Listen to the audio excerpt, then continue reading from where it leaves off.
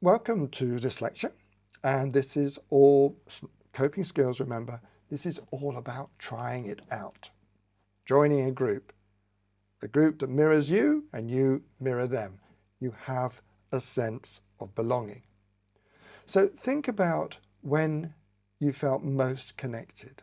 When did you feel part of this crowd or part of this group? If someone was to show you a series of images in a personality test, and they said, which one do you most closely identify with? Would it be a reading club? Would it be a drinking club? Would it be a sports club, a sewing circle, a strippers club, a giving up smoking club? For example, once you've thought about this, which group would you most identify with? Think about how you could contact such a group. Can you join such a group? Does such a group exist? Could you start one? How can you connect with an existing group? Who's the secretary? Where's the phone number? Where's the website? Where's the address? Where's the location? Can you get there? When do they meet? Can you fit it in to your schedule? So think about when you felt most connected. Now, this is a course. This is a lecture. Maybe you're taking notes. Or maybe you're just watching bullet points or websites panned down. But what you could do is try a bit of writing. Write a paragraph on what kind of group scenario makes you happy. One with lots of noise, one with hardly any noise, small group, large group, one that meets in the open, one that meets in somebody's house, one that meets in a public place. Because this is the start of the journey to find yourself. In other words, other people who are you, who are just like you. For example, you may say, I feel most content when I'm in a cafe, drinking tea, drinking coffee, drinking chocolate, having some biscuits with a group of, say, 5 people, all male, and we are discussing football. No, we're not discussing politics. And we're not discussing religion, but we're discussing football. Or perhaps we're discussing a way to try and reduce traffic, but something that we all have in common that's not too controversial. So think about when you felt most connected. Write a paragraph. What is the ideal scenario? And thirdly, start small. Now, maybe you're happy joining a group that's 2,000 people. Maybe you realize that of those 2,000 at any one time, only about 50 people turn up, but maybe that's too many people. Maybe you just want to join a small group, 5 people. Then, of course, you can't hide. Then you are immediately part of the group. But it also means if one person drops out, believe me, I've tried to put on enough theatre plays.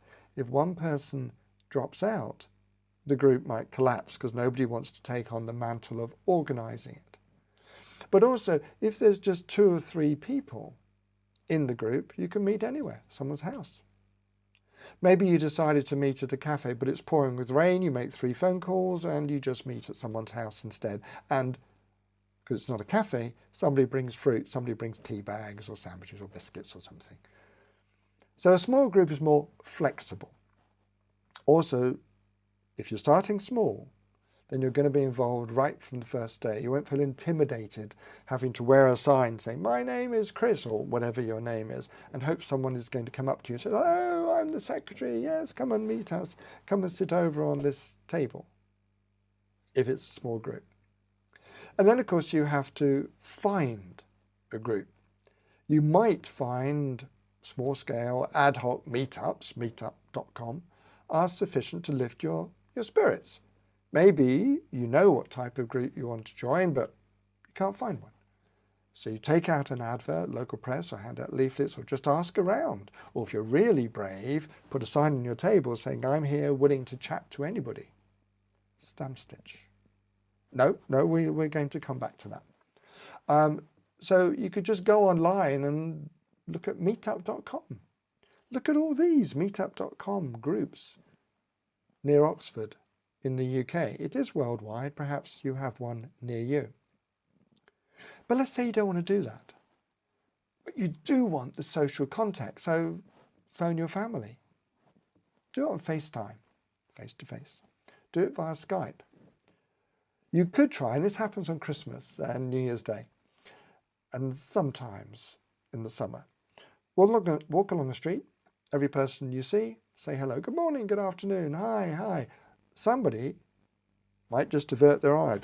Oh, someone's just spoken to me. Others might go, yeah, morning, yeah, happy Christmas, yeah. Others might say, yeah, hi, yes, hello, don't I see you? Don't you live in, do you always go to, don't you work at, is that your car? Oh, that's a nice dog, for example. You could babysit your neighbour's pets, house sit, babysit your neighbour's children.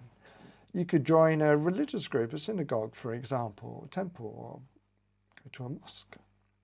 You could volunteer. Volunteering is a very good way to meet people. You can't moan about the pay because you're not getting paid.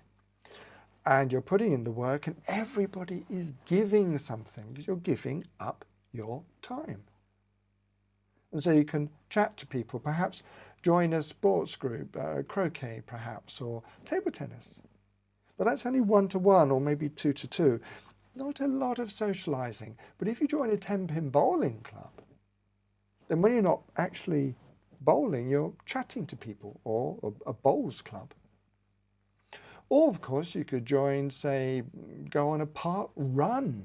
You're talking to people before the race, and maybe afterwards you might talk if you all meet up at a cafe afterwards. Yes, you could go on a park run. Number 399 is urban among you. That means next week is number 400.